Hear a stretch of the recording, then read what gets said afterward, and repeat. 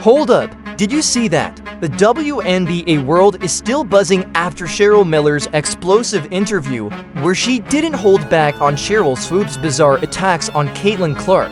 Was it a simple misunderstanding, a generational clash, or something deeper? We're diving headfirst into the NCAA legacy, the WNBA drama, and the unfiltered truth about Caitlin Clark's impact. This isn't just about basketball, it's about respect, legacy, and the future of women's sports. Buckle up, because this is gonna get real. For the past year, we've witnessed a strange phenomenon. Sheryl Swoopes, a legend in her own right, seemingly targeting Caitlin Clark with a series of questionable claims. Remember the 25-year-old playing against teenagers narrative? Or the downplaying of Clark's rookie season? It felt relentless, like a veteran trying to diminish the shine of a rising star. But why? That's the million-dollar question. Honestly, as someone who's followed women's basketball for decades, it felt off. Swoopes is a trailblazer, a game changer. To see her seemingly diminishing another player, especially one who's bringing so much attention to the WNBA, was perplexing. It felt like a missed opportunity for mentorship, a chance to build up the next generation. Then, bam, Cheryl Miller, the icon, the coach, the voice of reason, stepped into the arena. Her big dummies comment sent shockwaves through the basketball community. But it wasn't just about the soundbite, it was about the substance. Miller dismantled the false narratives, defended Clark's work ethic, and highlighted her true impact on the game. This wasn't just a defense, it was a statement. Let's dissect Swoopes' claims, starting with the age issue. The assertion that Clark was a 25-year-old playing against 20-year-olds was demonstrably false. Clark was 22, a typical age for a college senior.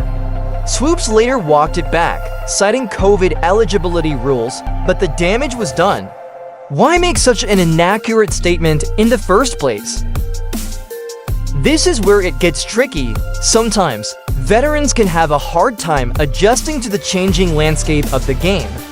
The COVID eligibility rule added a layer of complexity to college sports, and maybe Swoopes' comment was a clumsy attempt to address the perceived advantage of fifth-year players. But regardless of the intention, the statement was factually incorrect and unfairly targeted Clark. Next up, the 40 shots a game claim. Swoopes painted Clark as a selfish volume shooter, obsessed with scoring at the expense of team play. The reality? Clark averaged 20.7 shots per game, a high number, sure, but hardly 40. And here's the kicker, Swoopes herself averaged 19.2 shots per game during her senior year. Talk about hypocrisy. This is a classic case of selective memory. It's easy to criticize a player's shot selection when you're looking at the box score, but it's important to consider the context. Clark was the focal point of Iowa's offense, and her teammates relied on her to score. Was she always the most efficient shooter? No, but she was undeniably effective, and her scoring opened up opportunities for others. Then came the questioning of Clark's NCAA scoring record. Swoopes suggested that Clark's achievement was somehow diminished because she had the option of a fifth year due to COVID eligibility. But Clark broke the record in for years, the same amount of time as Kelsey Plum, the previous record holder. The goalpost kept moving, didn't it? This felt like grasping at straws. It's like saying Michael Jordan's scoring titles are less impressive because he played in an era with different rules. Records are meant to be broken, and Clark did it within the established framework of the game. To suggest otherwise is disrespectful to her accomplishment. As Clark transitioned to the WNBA, Swoopes predicted she wouldn't dominate immediately. While fair to say many rookies have challenges, Clark did establish herself as one of the league's premier playmakers, leading the league in assists and averaging a respectable 19.2 points per game. Was it a flawless season? Of course not, but it was far from a failure. The expectations surrounding Clark were insane. She was under a microscope from day one, facing intense scrutiny from fans, media, and even other players. To come into that environment and still perform at a high level is a testament to her mental toughness and skill. Did she dominate? That depends on your definition. But she undeniably made an impact, both on and off the court. The most telling moment might have been Swoopes' appearance on Angel Reese's podcast, where she continued to undermine Clark while claiming she didn't dislike her. It felt like a contradiction, a subtle way of diminishing Clark's accomplishments without explicitly criticizing her. The basketball world took note. This is where the narrative shifted for me. It started to feel less like a simple disagreement and more like a deliberate attempt to control the narrative surrounding Clark. And that's where Cheryl Miller's intervention became so important. Before Miller stepped in, Nancy Lieberman, another basketball legend, tried to mediate. She called Swoopes as a friend, urging her to correct the factual inaccuracies in her statements. But the conversation didn't go well, and their relationship soured. It highlighted the sensitivity of the situation and the deep divisions it was creating. Lieberman's attempt at mediation was admirable, but it also underscored the challenge of navigating these kinds of situations. Sometimes, even the best intentions can't bridge the gap between conflicting perspectives.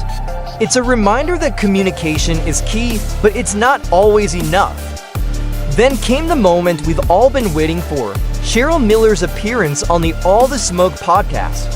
Her big dummies comment went viral, but it was the substance of her defense that truly resonated. She defended Clark's work ethic, highlighted her skills, and called out the hypocrisy surrounding her. This wasn't just lip service, it was a passionate defense from someone who's been there, done that. Miller's defense was a breath of fresh air. It was authentic, unfiltered, and unapologetic. She didn't sugarcoat anything, she simply told the truth as she saw it. And that's what made it so powerful. Let's break down that iconic Big Dummies comment. It wasn't just a catchy soundbite. It was a rejection of the negativity and misinformation surrounding Clark. It was a call for respect, for fairness, and for a more nuanced understanding of Clark's impact on the game. The Big Dummies comment was the perfect encapsulation of the frustration that many people felt about the Clark criticism. It was a way of saying enough is enough. Let's stop with the petty attacks and focus on celebrating this young woman's talent and contributions. Miller didn't just defend Clark's skills, she defended her work ethic. She pointed out that Clark was in the backyard, putting in the time, honing her craft. And she highlighted the uncomfortable truth that Clark's success has elevated the entire league, including the paychecks of those criticizing her. This is the elephant in the room. Clark is bringing unprecedented attention and revenue to the WNBA. Her games are selling out, TV ratings are soaring, and merchandise is flying off the shelves. To deny her impact is to deny the reality of the situation. While certain critics continue their tired campaign of misinformation, this Clark-Miller alliance represents everything that's right about basketball's generational connections.